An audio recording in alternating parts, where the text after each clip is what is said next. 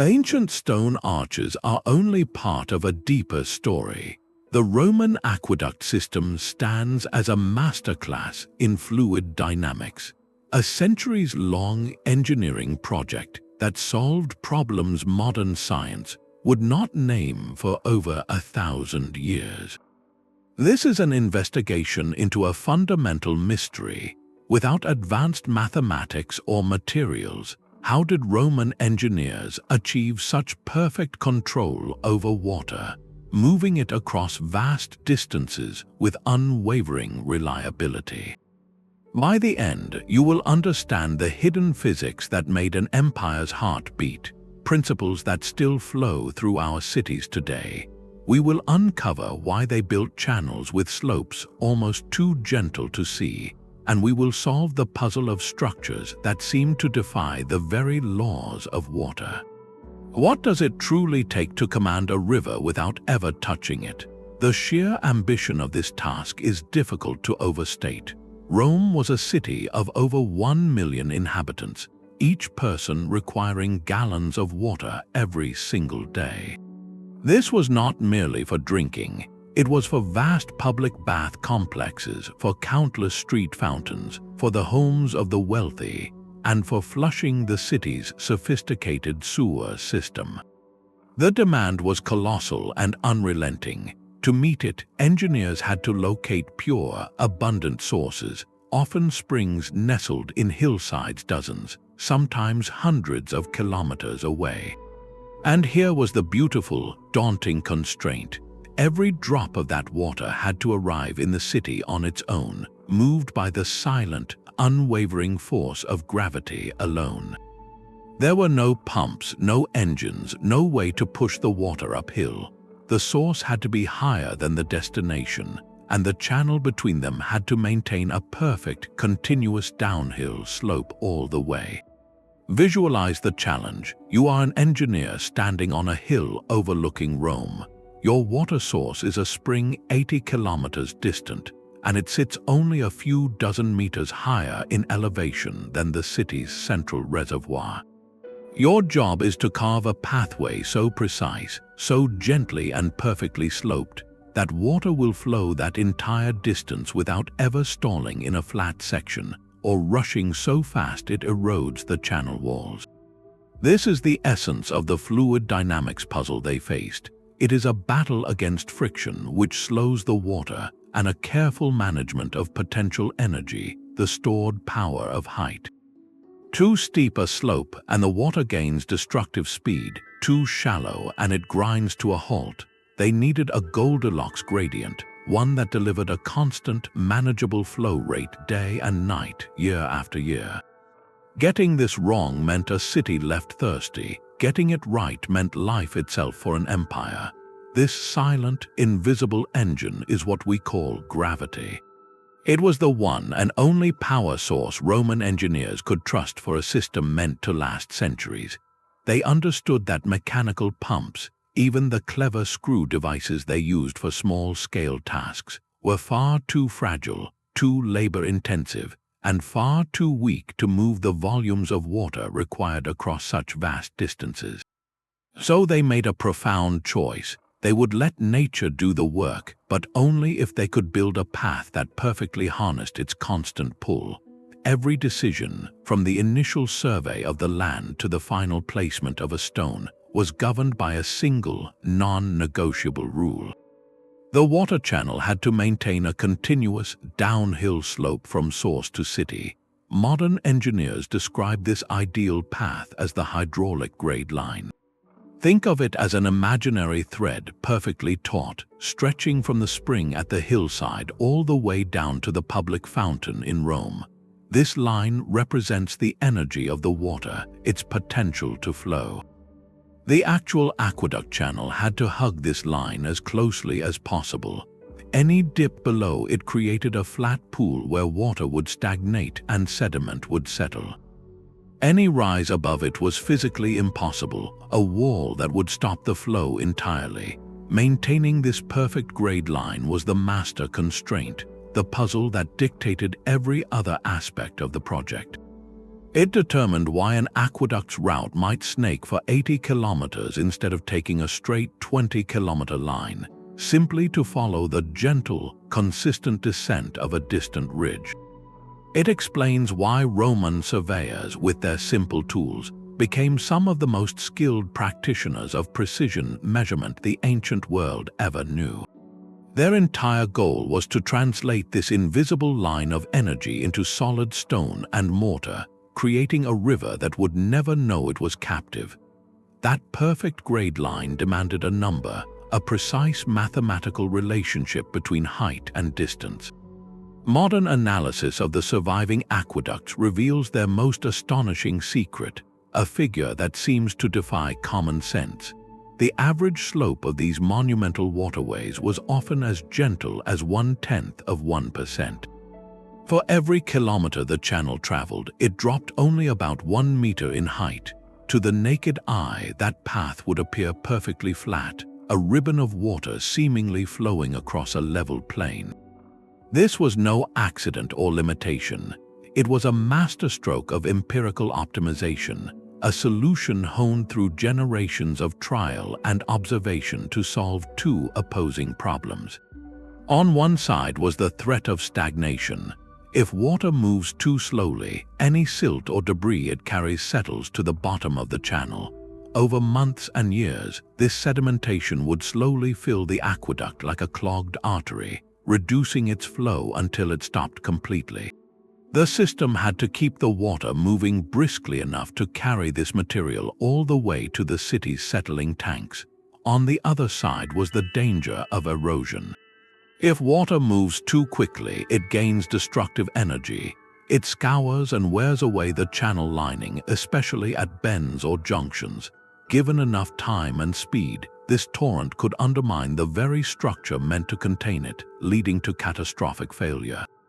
The 1/10 of 1% slope was the golden mean. It provided just enough gravitational pull to maintain a steady, self-cleansing velocity without accelerating into a destructive force. But achieving this gentle slope was a Herculean task of terrain management. It meant that for long stretches, engineers chose to snake the channel along the contour of a hillside, adding enormous distance to the route, rather than take a direct path that would require deep, costly cuttings or towering bridges. They were literally trading kilometers for centimeters of elevation, all to preserve that perfect, gentle energy gradient. This reveals the true genius, not in defying physics, but in submitting to it with such elegant precision. They understood that the water's energy was a finite resource, delivered once at the source, and their entire civilization depended on spending that resource with flawless efficiency across an entire landscape.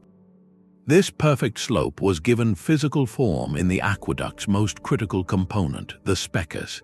Think of it as the system's primary artery, a meticulously crafted channel that carried the lifeblood of Rome itself. While the towering arcades captured the public's imagination, it was this hidden, interior passage where the true mastery of fluid dynamics was applied. Typically lined with stone or a form of waterproof concrete known as Opus Signinum, its interior was polished to a smooth, almost glossy finish. This was not for aesthetics, it was a deliberate engineering choice to combat the silent enemy of any flowing water, friction. Every microscopic imperfection in the channel lining creates drag, stealing tiny amounts of the water's precious gravitational energy over its long journey. By making the specus as smooth as possible, Roman engineers minimized these losses, ensuring more of the water's original energy from the source was preserved for its final destination. This practical solution directly applies a principle formalized much later, what modern engineers call the Manning equation, where a smoother channel lining allows for a faster, more efficient flow for any given slope. The shape of this channel was equally deliberate. The specus was almost always built with a rectangular or U-shaped cross-section. This design was a clever optimization, maximizing the cross-sectional area of the water flow while minimizing what is known as the wetted perimeter, the total length of the channel surface actually in contact with the water. Why does this ratio matter? A larger flow area allows more water to pass through, which is the entire point, but a smaller wetted perimeter means less surface area for friction to act upon. Imagine trying to push a heavy box across a floor. It is easier to push if it has small, smooth runners on the bottom than if its entire flat bottom is dragging. The Romans, through observation and experience, arrived at a shape that achieved a favorable balance, a precursor to the modern concept of hydraulic radius. They understood that the channel's geometry was not just about holding water, it was about guiding it with minimal resistance, transforming a simple trench into a precision instrument for gravitational transport. Every decision, from the smoothness of the mortar to the curve of the walls, served a single purpose: to preserve that 0.1% slope's gentle command over a river of stone. This silent battle against friction was waged with a remarkable material, a special waterproof mortar known as Opus Signinum. Roman engineers were not content with simply lining their channels with cut stone. They created a hydraulic plaster, a mixture of crushed pottery and tile fragments bound with lime. This was troweled onto the interior walls of the specus to create a seamless, glassy finish. The choice of crushed ceramics was brilliant. These sharp, angular fragments locked together to form an incredibly dense, impermeable barrier. Water could not seep through it, but more importantly, it presented an almost polished surface to the flowing current. Think of the difference between dragging your hand across rough sandstone and then across a glazed ceramic pot. The polished surface offers far less resistance. This is exactly what the Romans achieved on a monumental scale. Every square meter of smooth Opus Signinum reduced the drag on the water, preserving its momentum over distances that could stretch beyond 100 kilometers. It was a direct material solution to an abstract physical problem. They understood empirically that a smoother channel meant a stronger, more consistent flow. Centuries later, fluid dynamics would formalize this insight with equations showing that for an open channel, the flow rate is inversely related to a factor called the roughness coefficient. A rougher surface creates more turbulent eddies at the boundary, sapping energy. A smoother surface allows the water to slide more freely. The Romans, through Opus Signinum, were minimizing that roughness coefficient to a degree unmatched in the ancient world. The intentionality of this becomes starkly clear when we contrast it with simpler water channels. Many earlier and contemporary cultures used rough-hewn rock conduits. These worked for short distances or steep slopes where water's violent energy could overcome the constant drag. But for the Roman model of gentle, continent-spanning slopes, such roughness would have been fatal. The water would have lost its energy to friction within the first few kilometers, slowing to a stagnant trickle. The Opus Signinum lining was not a luxury or an afterthought. It was the essential enabling technology that made their entire hydraulic philosophy possible. It transformed the aqueduct from a mere container into a precision lubricated guide, allowing gravity's faint whisper to be heard across an empire. Yet for all their meticulous preservation of energy, Roman engineers sometimes chose to throw it away. Scattered along the routes of several major aqueducts are strange, almost paradoxical structures known today as drop towers. Picture a vertical stone shaft, sometimes descending 10 or even 20 meters straight down into the earth. The aqueduct channel would approach this shaft, and instead of flowing around it, the water would pour directly over the edge, falling freely into the darkness below. At the bottom, it would collect in a basin and then exit through a new channel, continuing its journey, now at a significantly lower elevation. This presents a profound puzzle. Remember, the entire system operates on a single, non-negotiable currency, hydraulic head, which is just a technical term for that precious elevation above the city. Every meter of height is potential energy, the very force that pushes the water forward. The aqueduct's gentle slope is a careful, frugal spending of this energy reserve over vast distances. So why on earth would engineers deliberately build a structure that wastes a huge chunk of this vital resource in a single, dramatic, vertical drop? It seems like a reckless violation of their own core principles, like carefully sipping water for miles only to suddenly pour a whole cup onto the ground. This anomaly is not a mistake or a later addition. These drop towers, or venters as they were sometimes called, are original, intentional features. They represent a calculated trade-off, a sophisticated solution to a problem that the gentle slope itself could not solve. To understand their purpose is to move beyond basic gravity-fed flow and into the more complex realm of managing water's behavior under pressure, a challenge that would lead Roman hydraulics into its most brilliant and counterintuitive innovations. The mystery of the drop tower is not why it exists, but what hidden problem it was so vital to fix that it was worth sacrificing such valuable height. The answer lies not in the drop, but in what comes after it. To cross a deep, steep-sided valley, Roman engineers faced a brutal choice.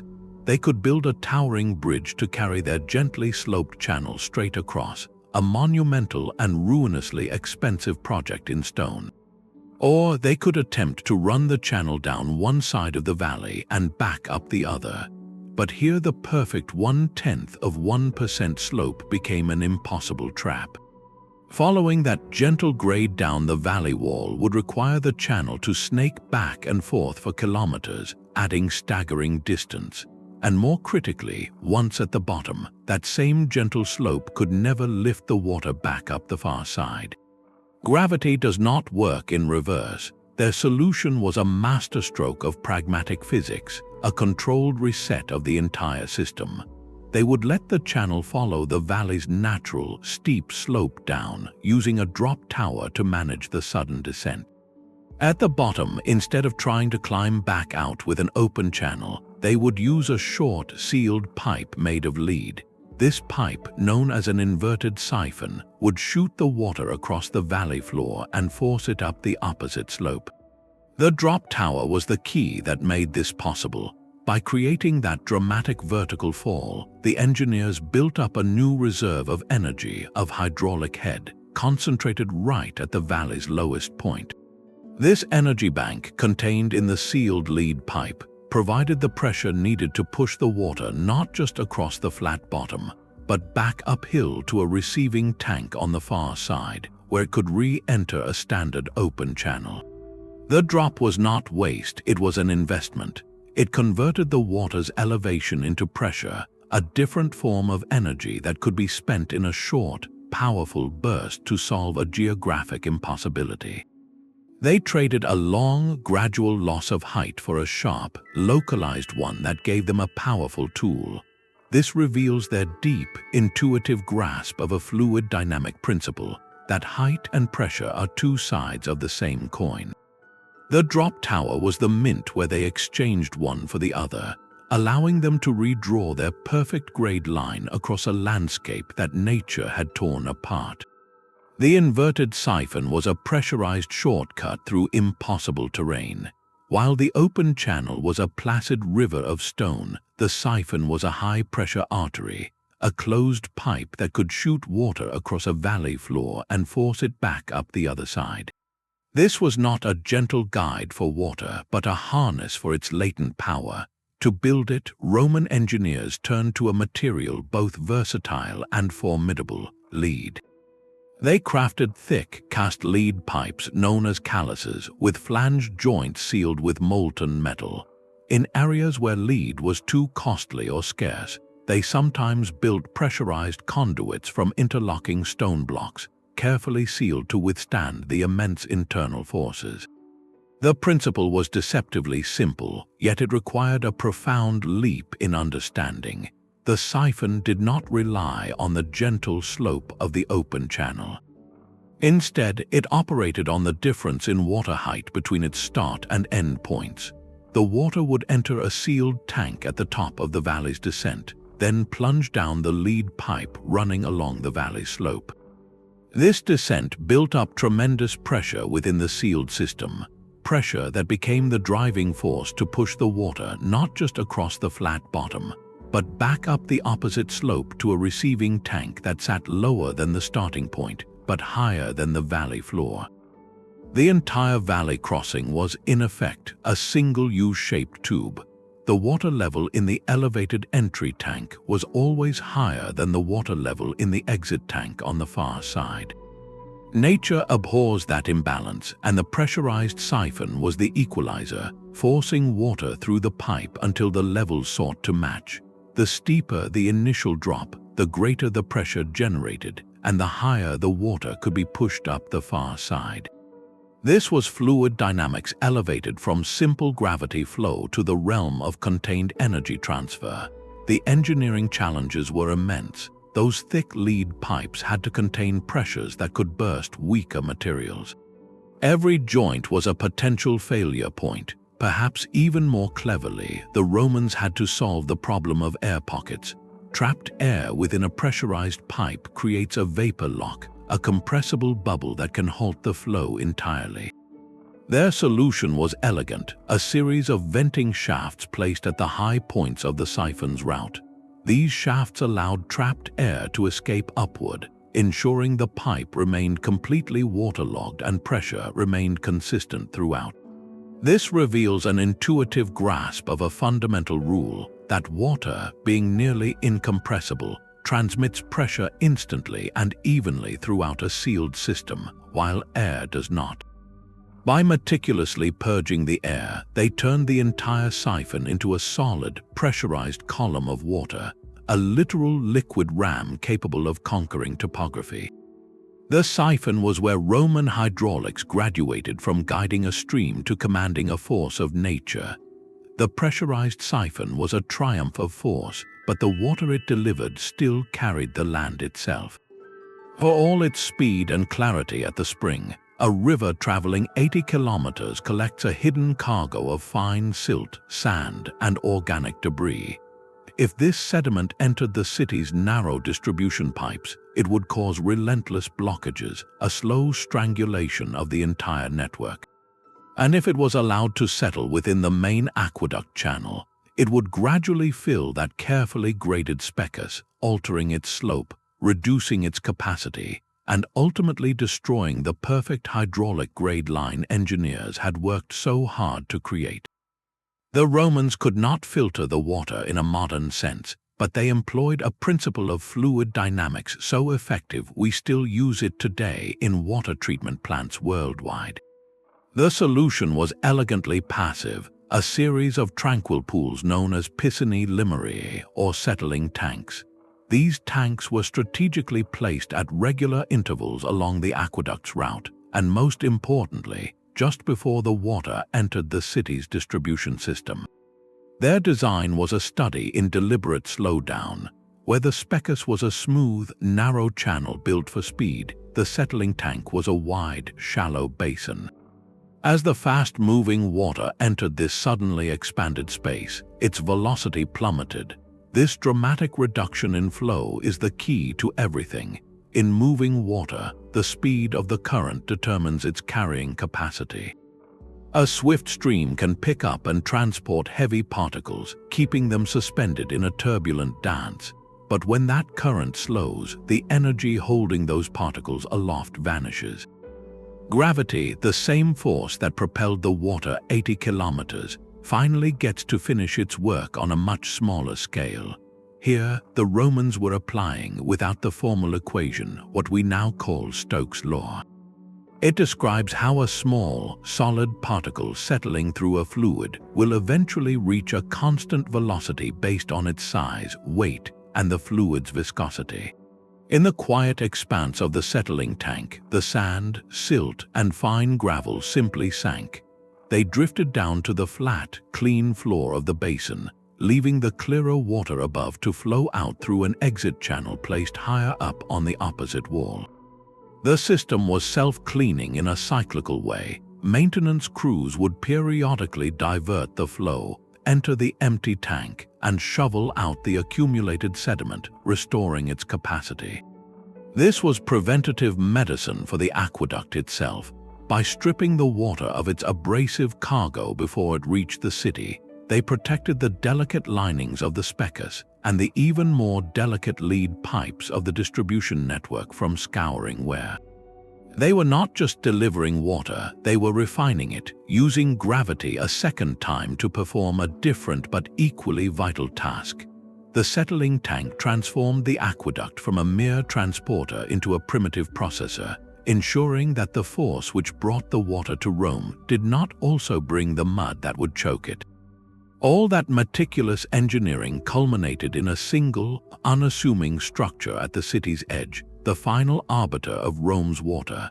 This was the Castellum Divisorium, the distribution castle. It was here that the monumental aqueduct, after its journey of dozens or even hundreds of kilometers, surrendered its bounty. But this was no simple reservoir.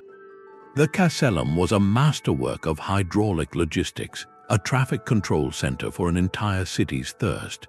Imagine a large, circular or rectangular basin, fed by the single, powerful stream of the aqueduct channel. Rising from the floor of this basin were not one, but many outlet pipes, arranged at different heights and pointing in different directions.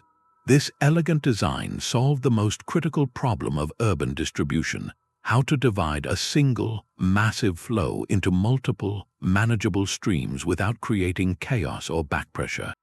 The pipes at different heights were a stroke of genius. Water, seeking its own level, would first fill the basin to the height of the highest outlet.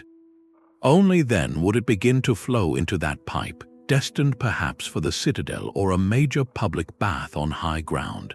As the water level rose further, it would reach the next set of outlets, feeding districts at slightly lower elevations.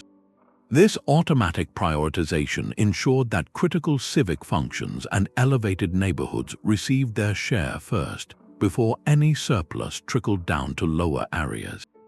It was a self-regulating system, using the fundamental property of water to maintain social and practical order. The different diameters of these outlet pipes were equally deliberate. Roman engineers understood, through hard-won experience, a relationship we now formalize as the continuity equation.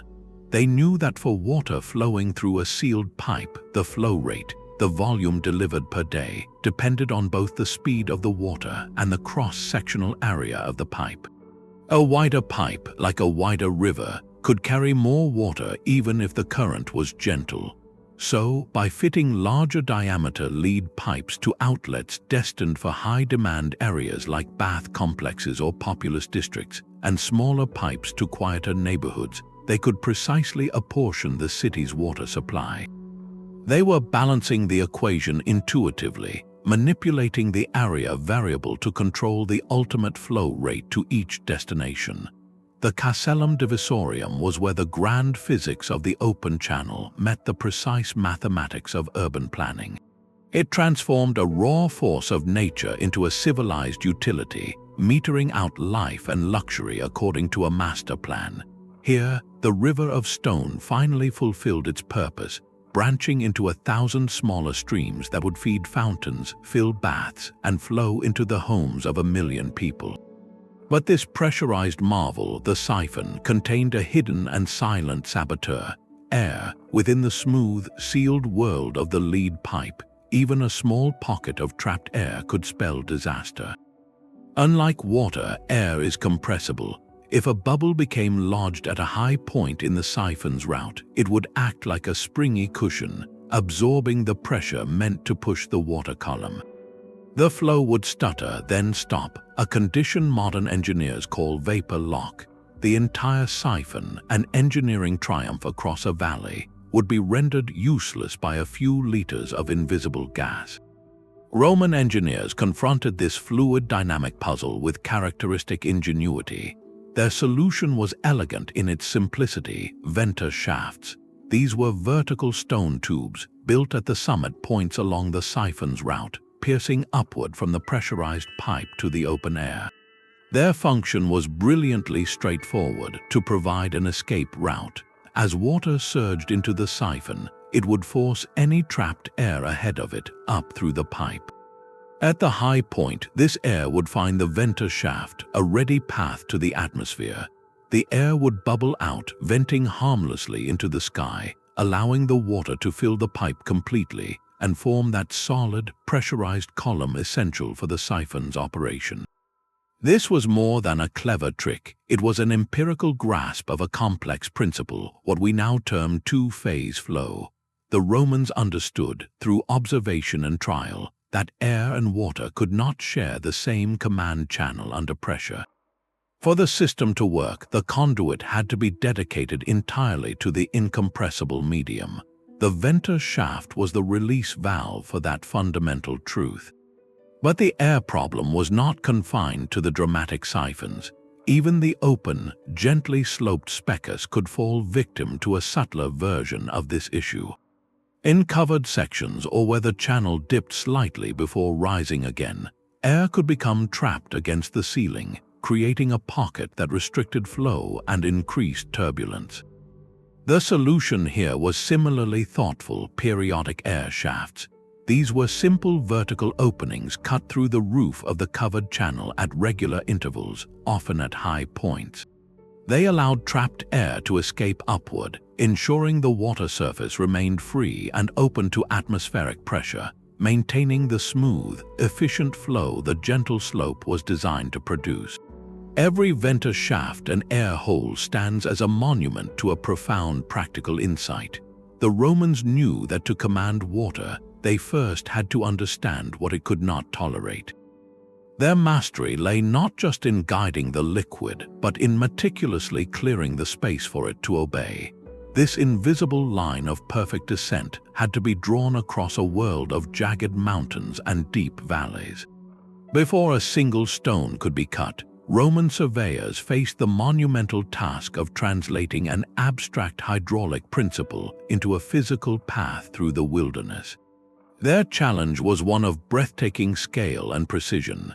They needed to establish a route where the channel would drop perhaps only 1 meter for every kilometer it traveled, a slope so slight it was imperceptible to the human eye, and they had to plot that line across distances that could span from Rome to the sea. They possessed no laser levels, no GPS, no theodolites. Their most advanced tool was a deceptively simple device called the Corobates. Picture a wooden bench about 6 meters long, supported by 2 sturdy legs at each end. Hanging from the center of the bench were 4 plumb bobs, weighted strings that defined a true vertical. But the true genius of the instrument lay in a shallow groove carved lengthwise along its top surface.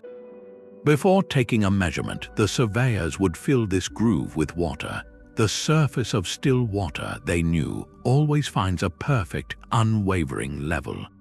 By adjusting the legs of the chorobates until the water touched identical marks at both ends of the groove, they could be absolutely certain the bench itself was perfectly horizontal. This was their foundational truth, their baseline of flat. With the chorobates leveled, they could then use the hanging plumb bobs to measure vertical drop. They would sight along the bench to a measuring rod held by an assistant a full chorobate's length away. By noting how far up or down that rod the line of sight fell, they could calculate the exact difference in height between their position and the assistant's. It was a process of immense patience. They worked in short, interlocking segments, like constructing an invisible staircase, one gentle step at a time.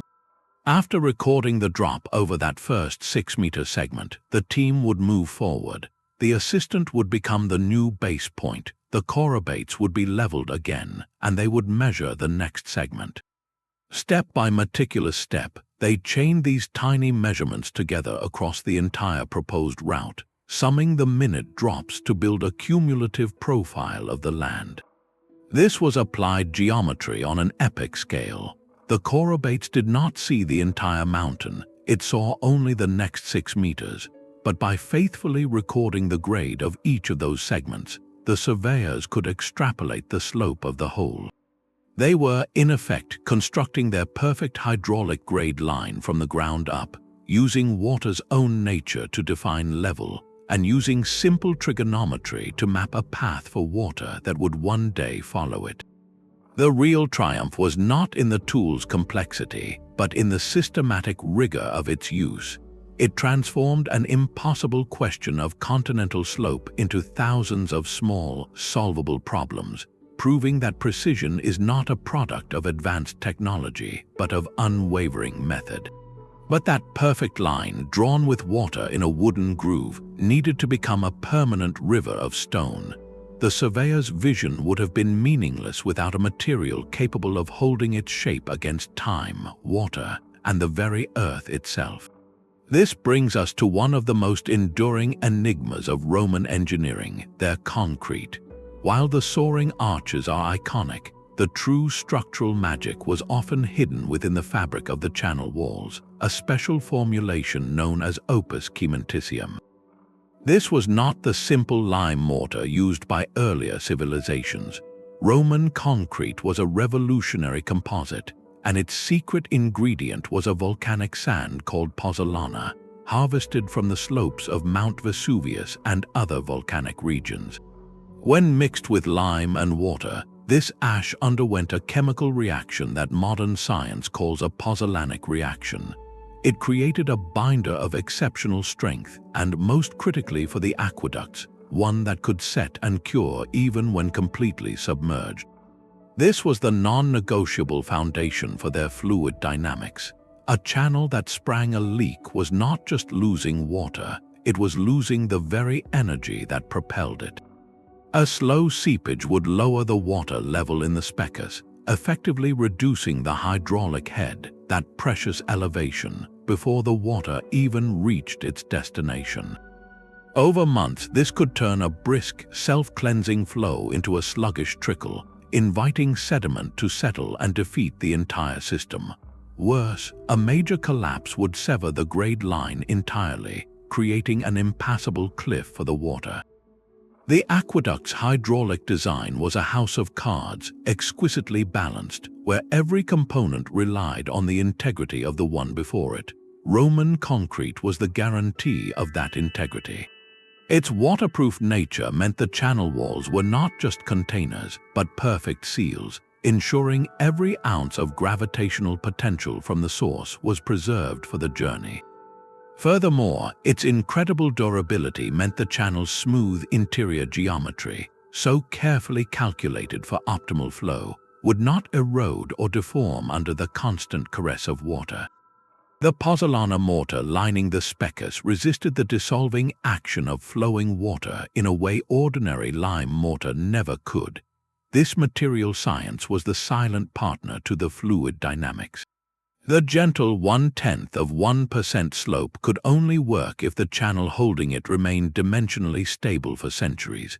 A material that cracked, crumbled, or washed away would constantly alter the slope, the roughness, and the cross-sectional area of the channel, throwing all the careful calculations into chaos. The Roman concrete did more than just build aqueducts. It preserved the precise physical conditions necessary for them to function as intended. It turned a temporary engineering solution into a permanent geological feature, allowing water to obey the same simple rules of gravity for generation after generation, because the path itself refused to change. Yet even the most perfect seal could not hold forever against the constant press of water and time. The aqueduct's genius was not a one-time act of creation, but a covenant with perpetual care. Its hydraulic efficiency, that delicate balance of slope and speed, depended entirely on the integrity of its physical shell. A single, persistent leak was far more than a loss of water. It was a direct drain on the system's vital energy. Remember, every drop carried with it a precise amount of gravitational potential from the source. A leak lowered the water level in the channel upstream, effectively stealing elevation before it could be spent on the journey to Rome. Over time, this could reduce the flow from a brisk, self-cleansing current to a languid stream prone to clogging, quietly undermining the very physics the engineers had mastered.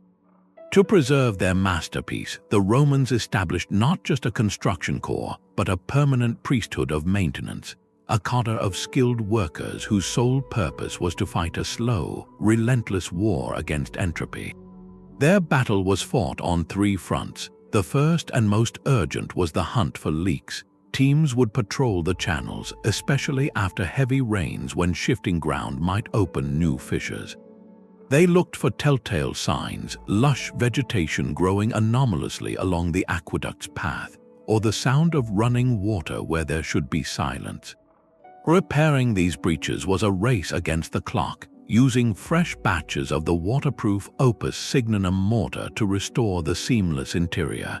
The second front was against blockages. Despite the settling tanks, debris could still find its way into the Speckus. A fallen tree branch, a collapse of the channel roof, or an animal's nest could create a dam, backing up water and creating overflows that weakened the structure. Maintenance crews, known as aquarii, had the dangerous claustrophobic job of entering the narrow, dark channels to clear these obstructions, ensuring the water's path remained open. But the most insidious enemy was one the water itself created, a hard, stony deposit called sinter. This was a natural precipitate, primarily calcium carbonate, that slowly coated the channel walls wherever the water flowed. It was a paradox of their own success. The same pure, mineral-rich spring water that was so valued for its taste and healthfulness left behind this stony residue as it traveled. Over decades, sinter could accumulate to a thickness of several centimeters, gradually narrowing the channel's cross-sectional area. This was a direct attack on the system's core geometry.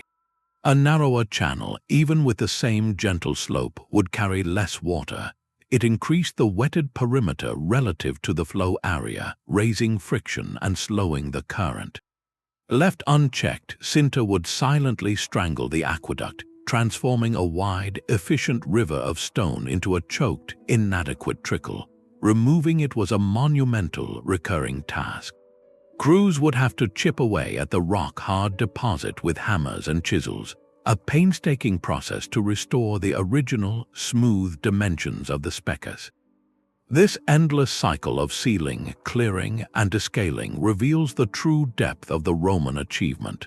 The masterclass was not merely in the elegant design, but in the institutional will to sustain it. They understood that a system of such refined physical balance could not be left to nature. It demanded a permanent, watchful stewardship, a human hand perpetually guiding the machine to keep it obedient to laws written not on parchment, but in the silent flow of water and stone. That covenant of perpetual care finds its ultimate expression in a single, breathtaking structure, the Pont du Gard. This colossal three-tiered bridge, spanning the Garden River in southern France, is often celebrated as a masterpiece of Roman architecture, a testament to their ambition in stone. But to see it only as a bridge is to miss its deeper truth. The Pont du Gard is, first and foremost, a fluid dynamics artifact, a monumental answer to a single, uncompromising question. How do you preserve a perfect hydraulic-grade line across a deep, wide valley? Every dimension of this giant was dictated not by aesthetics or even pure structural logic, but by the relentless, invisible demand of the water channel it was built to carry. The aqueduct it served, the Nims Aqueduct, needed to bring water from a spring over 50 kilometers away. To maintain its gentle, self-cleansing slope, the channel had to cross the Garden River at a specific height. The valley walls were too far apart and the river too wide for a simple, low bridge. So the Romans built upwards, creating a stacked roadway for water that would keep its path flawlessly level. The bridge's three majestic tiers of arches are not merely for show, they are a precise elevation machine. The lower tier grounds the structure in the riverbed and the rocky banks. The middle tier provides the crucial lift, and the narrow upper tier is not for people or carts. It is the sacred space that houses the Speckus itself, the covered water channel. The true engineering marvel is hidden within this top tier's construction. While the massive lower arches flex and settle with the valley's geology, the water channel atop them is isolated. It sits on a bed of stone blocks that are not mortared to the bridge structure below. This ingenious separation allows the heavy bridge to shift slightly over centuries without cracking the delicate, waterproof lining of the channel.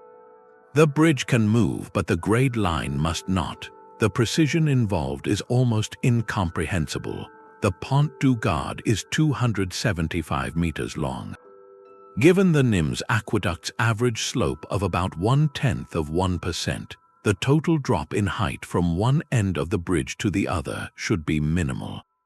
Calculating it reveals the staggering accuracy of their work. 275 meters at 0.1% slope requires a drop of only about 27.5 centimeters. That is less than the height of a single stone block. Across the entire soaring length of this monumental bridge, the water channel descends less than the length of a standard ruler.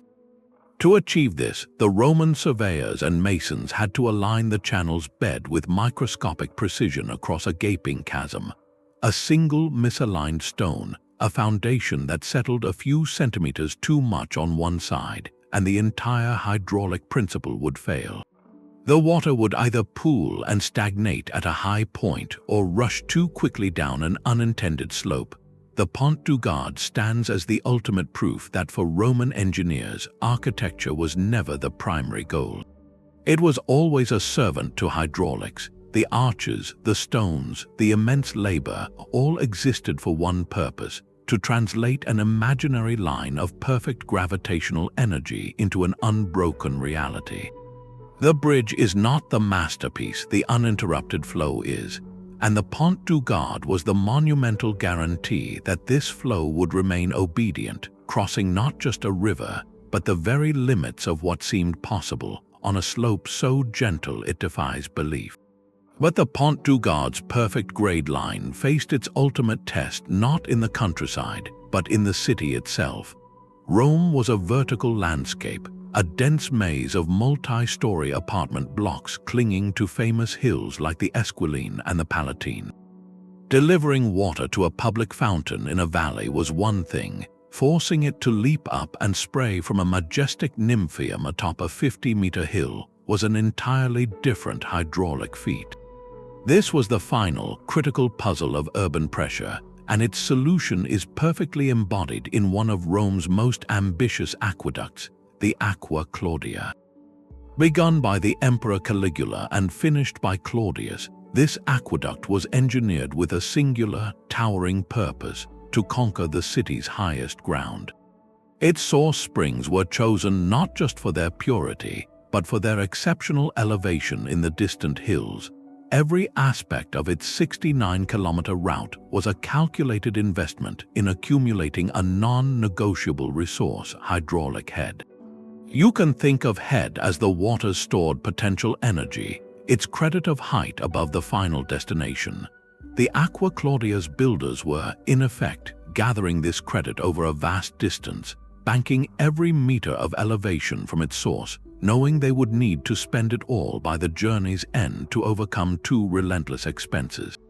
The first was friction, the constant drag of the channel that slowly siphoned away energy over those 69 kilometers. The second, and most dramatic, was the final climb up the steep slopes of the Esquiline Hill itself. To have any water left at the terminus for a glorious, arching fountain, they needed to start with an enormous surplus. The engineering required a profound, long-view calculation. They had to know, before digging the first trench, the exact elevation of their chosen spring. Then they had to subtract from that number every single loss the water would face: the friction losses through the channel, the minor drops at settling tanks, and finally, the sheer vertical height of the hill they intended to crown. Only if the spring's elevation exceeded the sum of all these losses would the project work. The Aqua Claudia's source was spectacularly high, providing that crucial surplus. Its water arrived in Rome with enough residual pressure, enough remaining head, to surge upwards through lead pipes branching from the main castellum. This pressure was what transformed a mere flow into a spectacle. It is what made the water in a hilltop fountain not just emerge, but leap and sparkle in the sun. The system was a precise hydraulic accounting ledger. The elevation of the spring was the opening balance. The gentle slope of the aqueduct channel was a controlled, measured expenditure. The final ascent to the hilltop was a large, necessary withdrawal. The graceful arc of water from a fountain was the proof that the accounts balanced perfectly, that after a journey of dozens of kilometers, the water still retained just enough energy to defy gravity one last time, in a celebration of the very force that had brought it there. The graceful arc of a fountain was the final proof of a perfect hydraulic equation, but that equation was fragile, a balance so precise that its failures speak as loudly as its successes. When a public fountain in a busy Roman district suddenly ran dry, or its once vigorous spray dwindled to a tired trickle, it was more than an inconvenience. It was a symptom, a distress signal from the entire system, a real-world diagnostic tool revealing which part of the complex fluid dynamic machine had fallen out of equilibrium. These moments of failure, recorded in inscriptions and official complaints, allow us to perform a kind of forensic engineering across the centuries, pinpointing the stresses that could bring a monumental network to its knees. One of the most common and human causes was simple overload. The aqueduct's capacity was a fixed number, a maximum flow rate determined by the channel's cross-section and its perfect, gentle slope. This capacity was carefully apportioned at the castellum divisorium through pipes of specific diameters. However, the empire's growth and private ambition often conspired against this careful plan. Wealthy citizens or influential commercial operations would sometimes bribe officials or secretly tap into the main channels or pressurized lead pipes, siphoning off unauthorized streams for private villas, bathhouses, or industrial mills. Each of these illegal taps was a direct subtraction from the water destined for public fountains and baths downstream. Think of it as a carefully balanced budget suddenly facing a series of unauthorized withdrawals. The system, designed for a specific total demand, now faced a higher one. The water level in the channels would drop slightly along the entire route. For districts at the end of the line, especially those on higher ground that required every bit of pressure, this drop could be catastrophic. Their share of the flow, already delivered through smaller pipes, would vanish entirely. The failure here was not of engineering but of control, revealing that the physics of the system could be defeated by the politics of its distribution. A slower, more insidious thief was the silent accumulation of sinter, the rock-like mineral deposit that coated the channel walls. We discussed its removal as a maintenance task, but when neglected, its consequences were profound. Even a few centimeters of this stony coating fundamentally altered the channel's geometry. It narrowed the specus, reducing the cross-sectional area available for flow. More critically, it dramatically increased the channel's roughness. That smooth Opus Signinum finish, designed to minimize friction, was now a jagged, uneven surface of calcium carbonate. This increased roughness created turbulent eddies along the walls, sapping the water's momentum. The effect was a double blow to the hydraulic grade line. A narrower, rougher channel required more energy, more hydraulic head, to push the same volume of water through. Since the energy source, the elevation of the spring, was fixed, the only possible outcome was a reduction in flow rate. The water, facing greater resistance, would simply move more slowly.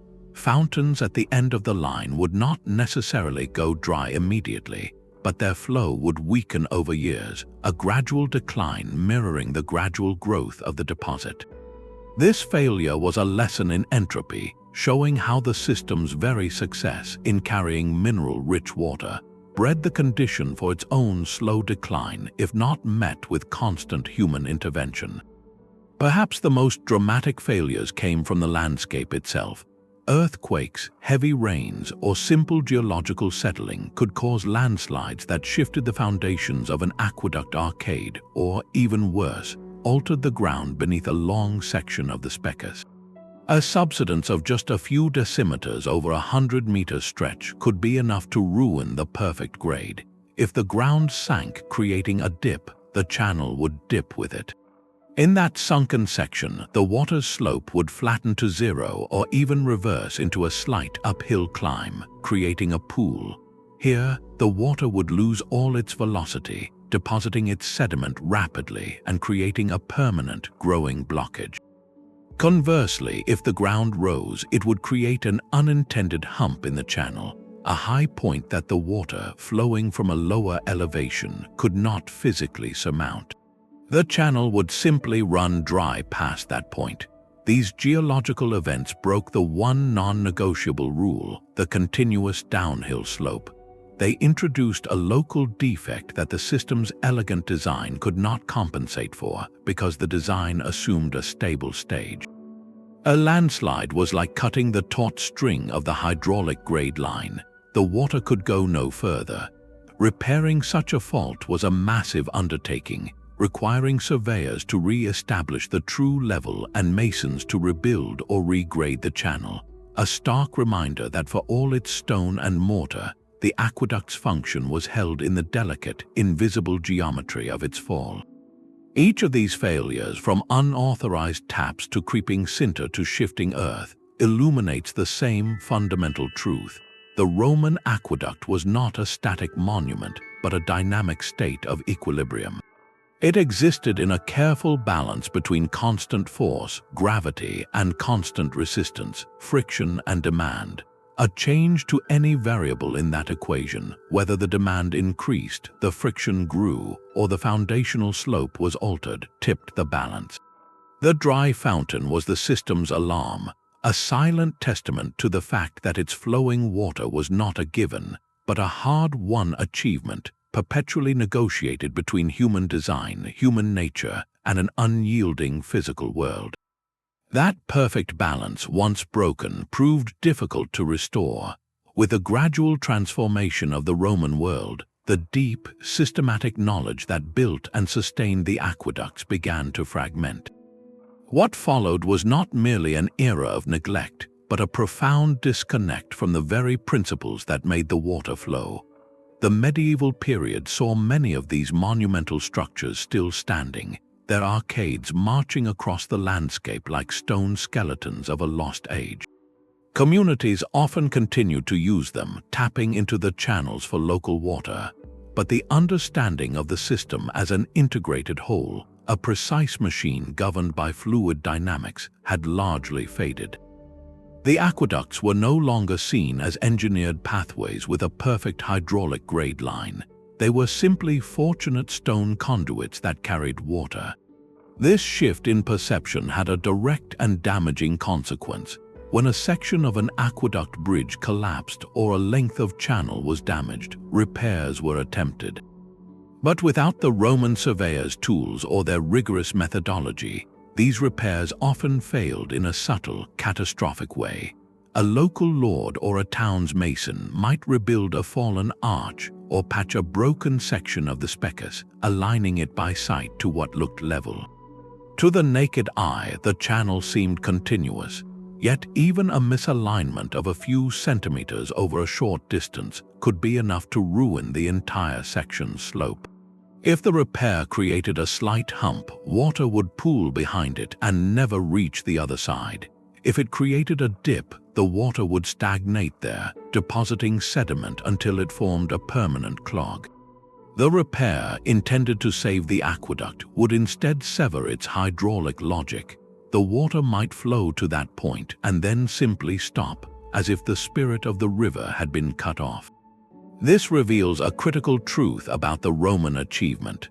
Their success was not based on unrepeatable magic or lost secrets of stonework. It was founded on reproducible engineering knowledge, a systematic understanding of principles that could be taught, applied, and verified. The Corobates, the Pozzolana mortar, the 0.1% slope, these were not mysteries, they were tools and rules. When that body of knowledge was no longer transmitted, the aqueducts became opaque. People could see the stones, but they could no longer see the invisible line of energy the stones were built to serve. The structures slowly succumbed not just to time, but to a forgotten language of physics. A medieval observer might see a dry channel and assume the spring itself had failed, never realizing that a single, poorly aligned stone 50 kilometers away had broken the spell. The true legacy of the aqueducts, then, was not merely in the water they delivered, but in the demonstration that nature could be commanded only by those who first took the time to listen to its quiet, unwavering rules. Centuries later, the silent stones began to speak a new language. As the Renaissance reawakened a passion for the classical world, the crumbling aqueduct arches were no longer seen as mere ruins or convenient quarries. To a new generation of thinkers, they became colossal puzzles waiting to be solved, the physical evidence of a lost science. Engineers and artists, most famously Leonardo da Vinci, would walk the overgrown routes of the Aqua Claudia or the Anio Vetus, their notebooks in hand. They were not just admiring the architecture, they were conducting field work. With measuring rods and levels far more precise than the Corobates, they began to quantify what the Romans had done by feel and tradition. They carefully measured the width and depth of the exposed Speckus channels. They calculated the long, almost imperceptible slopes over vast distances. They sketched the ingenious drop towers and pondered the purpose of the venter shafts. In these meticulous observations, a pattern emerged from the rubble. The Romans had not been working by superstition or blind luck. They had been obeying consistent, observable principles of how water behaved. Leonardo, obsessed with the movement of water, filled his codices with studies of eddies, currents, and flows. His sketches of hydraulic systems are directly informed by his examination of Roman works. He saw in the aqueducts a grand, validated experiment that had been running for over 1,000 years. The gentle slope, the smooth lining, the careful geometry of the settling tanks, these were not arbitrary choices. They were solutions that worked, and by measuring them, Renaissance engineers could begin to ask why they worked. This was the pivotal shift from empirical rule of thumb to scientific law. The aqueduct served as a living textbook, a dataset written in stone and gradient.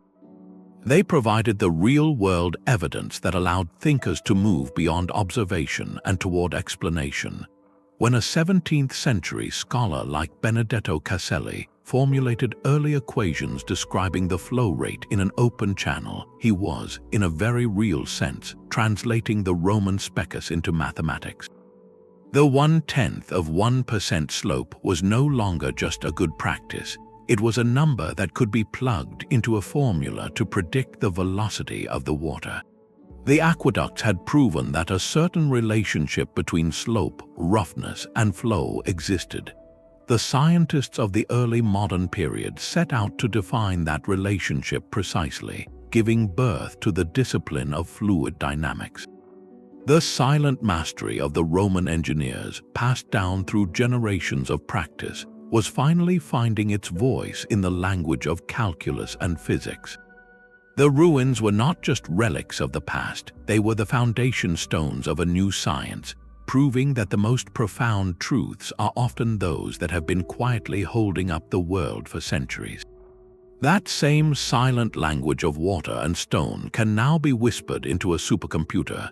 Today, historians and engineers are using a tool the Romans could never have conceived of, computational fluid dynamics software, to peer inside the ancient Speckus and watch the ghost of its flow. These digital simulations allow researchers to build a perfect virtual replica of an aqueduct channel, inputting every known variable, the precise dimensions from archaeological surveys, the estimated roughness of the Opus Signinum lining, and the exact slope measured across the landscape. With a click, they can set the virtual water flowing and observe its behavior in ways physical ruins can never show. The simulations answer questions that have lingered for millennia. What was the true flow rate of the Aqua Claudia on a dry summer day? Where did eddies and turbulence form that might accelerate where? How did pressure build and dissipate in the lead pipes of an inverted siphon? The results are often a revelation of validation. Modern CFD analysis of the Nims aqueduct, for instance, has calculated its peak delivery at an astonishing 40,000 cubic meters per day. But more than the raw number, the software visualizes the flow's character.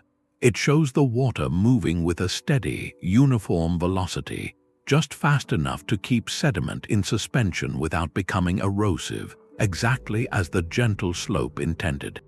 The models can pinpoint stress points, areas where the Romans intuitively reinforced their structures, confirming that their placements were not arbitrary but responses to fluid dynamic reality. Perhaps most tellingly, when researchers digitally alter the Roman design, making the channel rougher or adjusting the slope, the simulation immediately shows the consequences: reduced flow, pooling, or destructive turbulence. It proves with mathematical certainty that the Roman solutions were not merely adequate, they were optimized. The 0.1% slope emerges from these models not as a rule of thumb, but as an empirical sweet spot on a curve of efficiency. This digital archaeology does more than confirm sophistication, it quantifies genius. It translates the intuition of the Corobates into colored pressure maps and velocity vectors, offering a silent, scientific applause for decisions made 2,000 years ago. The masterclass is now certified in the language of ones and zeros. Yet for all our digital recreations, one fundamental question remains stubbornly unanswered.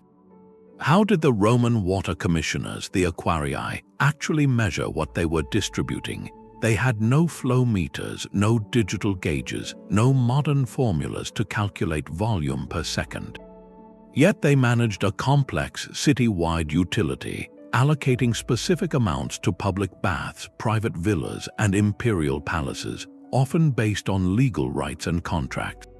This points to a sophisticated system of practical hydraulics that was likely passed down through apprenticeship, a craft knowledge that was never fully written down, leaving a gap in our understanding of their daily command over the water. We know they used standardized pipe sizes as a primary tool for measurement. The most famous of these was the quinaria, a lead pipe with a specific diameter, roughly the width of a finger. The flow from a quinaria was not a precise volumetric unit like a liter per second, but rather a legal and practical standard. If you had a right to 1 quinaria of water, it meant you were allowed to connect a pipe of that specific size to the main supply. The volume you received then depended on two critical factors that the Aquarii understood empirically: the pressure of the water at your tap, determined by your elevation relative to the main tank, and the length of your pipe, which increased friction. So a quinaria connection on a low hill close to the Castellum would deliver much more water than an identical pipe on a high hill at the end of a long, narrow lead run. The commissioners had to account for this in their allocations, meaning their system was not about absolute volume, but about controlled capacity under known conditions. They worked with a set of familiar, repeatable variables: the standard pipe sizes, the mapped elevation of the city, and the known performance of the aqueducts. Their method was likely comparative and experience-based. They knew from generations of observation that a quinaria pipe under standard pressure from the Aqua Marcia, for instance, would fill a certain sized basin in a predictable amount of time. This became their working unit. Evidence also suggests they used simple hydraulic structures to regulate and possibly measure flow at key junctions. Weirs, which are small overflow dams, could be used to create a consistent depth of water upstream, and the flow over the weir's crest would correlate to that depth. Orifices, which are precisely sized holes in a plate, would produce a predictable jet of water whose characteristics depended on the pressure behind it. An Aquarius might have used a calibrated orifice plate at a distribution point, observing the shape and reach of the water jet to estimate if the flow was correct, much like a gardener today might judge a hose's flow by how far it sprays. These were not instruments that gave a number, they were reference points that gave a known, repeatable condition. The master Aquarius carried a library of these conditions in his mind, learned from his predecessor. He knew what a healthy, full flow looked like spilling over a specific weir in the Aqua Claudia. He knew what the sound of water rushing through a quinaria pipe at the base of the Palatine Hill should be. This was a science of the senses calibrated by decades of collective observation. The true calculation was done not with equations, but with eyes, ears, and a deep, ingrained feel for the behavior of water under the unique constraints of their own city. Their exact methods for translating a jet of water or the crest over a weir into a volume allocated per day remains partially lost to us, a silent language of practice that faded when the aqueducts themselves fell quiet. It stands as the final, elegant mystery of their mastery, a reminder that some of the most profound engineering is not recorded in texts, but in the steady, reliable turn of a valve and the certainty of the man who turned it. The Roman achievement stands as a towering example, but it was not the only ancient civilization to command water with gravity. To fully appreciate their particular genius, we must glance across the map at other hydraulic masters who solved the same essential problem with profoundly different tools. Consider the vast network of Qanats in ancient Persia. Like the Romans, Persian engineers were masters of gravity, but they directed its power inward, not across the landscape. A Qanat is a gently sloping underground tunnel, dug back into the foothills until it tapped into a water table or an aquifer. The tunnel would then carry this groundwater, purely by gravity, for many kilometers to the surface at a lower elevation, creating a reliable oasis in the desert. The brilliance of the Qanat lay in its conservation, protecting the precious water from evaporation in a harsh climate. Both systems used a continuous downhill slope, but their purposes diverged. The Qanat was about extraction and delivery from a hidden source, a lifeline to a single settlement. The Roman aqueduct, in contrast, was about monumental conveyance, moving surface water from a distant, abundant spring to feed the colossal and insatiable demands of a metropolis. The Roman focus was on scale, volume, and the precise management of that volume over staggering distances in an open channel. Their puzzle was not finding water, but moving an existing river with flawless efficiency. Even older are the sophisticated systems of the Minoans on Crete. Their palaces, like Knossos, featured advanced plumbing with terracotta pipes that could carry both water and waste. These pipes were often tapered, designed to fit snugly into one another, and some evidence suggests they could handle pressurized flow, possibly from elevated cisterns. Here we see an early focus on pressurized distribution within a confined complex, a network of small, controlled streams. The Minoan approach was intensive and localized, a masterpiece of utility within palace walls. The Roman system was extensive and civic, a sprawling web designed to serve an entire urban population and its monumental public spaces. This contrast highlights the unique Roman obsession with long-distance, open-channel fluid dynamics. They chose to solve the problem of urban thirst not by building countless local wells or cisterns, though those existed, but by literally redirecting geography, by making rivers bend to the will of a city. Their legacy is not just in the water they delivered, but in the breathtaking ambition of the path they carved for it, a path that turned water into a public spectacle and a political statement. That intuitive grasp of pressure and flow, refined over centuries, did not vanish with the empire. It simply changed form. The logic of the Roman aqueduct, that elegant marriage of gravity and geometry, flows silently beneath our feet today. Modern municipal water systems, for all their technological sophistication, are built upon the very same hydraulic principles the Romans mastered. We have traded the Speckus for pressurized steel pipes and the Corobates for satellite-guided lasers, but the foundational physics remains unchanged. Where geography allows, cities still prioritize gravity-fed supply. Massive reservoirs are constructed in high mountain valleys, their elevation providing the potential energy to push water through hundreds of kilometers of pipeline to the metropolis below, exactly as a Roman spring fed the Aqua Claudia. This is not a quaint historical echo. It is the most reliable and energy-efficient method ever devised. The Roman insistence on a constant, gentle grade line finds its direct descendant in the meticulous slope calculations for modern sewer systems, where wastewater must keep a self-cleansing velocity to prevent blockages, a direct application of their battle against sedimentation. Even the materials have evolved in spirit. We line pipes with epoxy or smooth concrete to minimize friction, a high-tech echo of the Opus Signinum that polished the ancient channels. The goal is identical: preserve the water's energy over distance by reducing drag. Our water treatment plants begin with vast, quiet sedimentation basins, where inflow is slowed to let gravity pull impurities to the bottom. The process is more controlled, with coagulants added to clump particles, but the core principle of using reduced velocity for clarification is straight from the Roman piscine limae.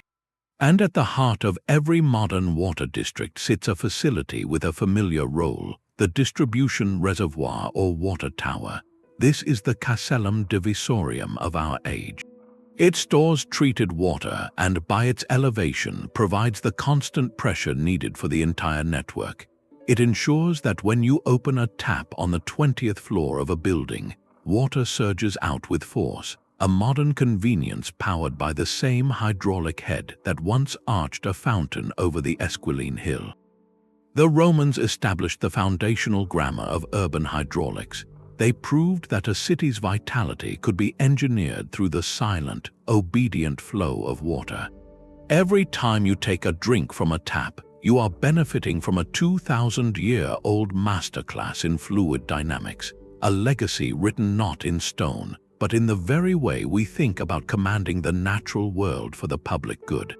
The true lesson of the aqueduct is written in the landscape itself, a permanent record of a single, sustained question.